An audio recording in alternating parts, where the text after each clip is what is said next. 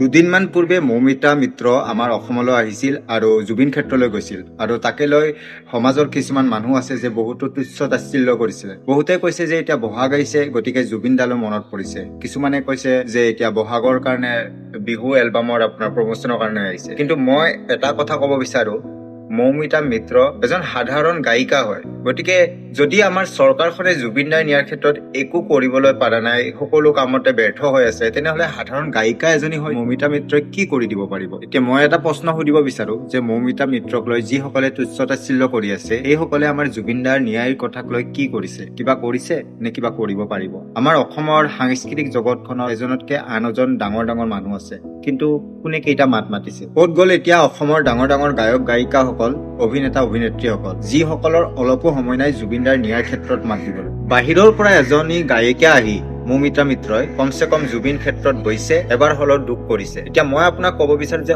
অসমৰ কেইটা অভিনেতা অভিনেত্ৰী গায়ক গায়িকা জুবিন ক্ষেত্ৰলৈ গৈছে আৰু কিবা দুখ প্ৰকাশ কৰিছে? মুখেদি বকি থাকিলে সকলো কথা হৈ নাযায়তো। তুচ্ছ তাচ্ছিল্য কৰাটো যে আমাৰ অসমীয়াৰ এটা মেইন উদ্দেশ্য হৈছে। কোনোবাই যদি জুবিন ক্ষেত্ৰলৈ যায় তাতেও প্ৰব্লেম, নগলেও প্ৰব্লেম, কৰিবতে কি কৰিব? এতিয়া আমিতো সৰু মানুহ, আমাৰ কথাৰ কোনো মূল্য নাই। আকাশত চাং পাতা আৰু আমাৰ কথা একেই, কোনো মূল্যই নাই, মূল্যবিহীন কথা আমাৰ। এতিয়া মূল্য থকা মানুহসকল ক'ত লুকাই আছে? যিসকলৰ কথাত ভেলু আছে, যিসকলে কথা কলে 100জন মানুহ ওলাই আহিব পাৰে, সেইসকল ব্যক্তি অসমৰ ক'ত গ'ল এতিয়া? জুবিন অনুৰাগী কৈ থাকিলে মুখত সেইজন জুবিন অনুৰাগী হৈ নাযায়। যিসকলে তুচ্ছ তাচ্ছিল্য কৰি থাকে সেইসকলক মই কৈছো যে মাখিৰ দৰে অকল বেয়া বস্তুখিনিয়ে দেখাটো ভাল নহয়, মানুহৰ ভালটোও দেখা পাব।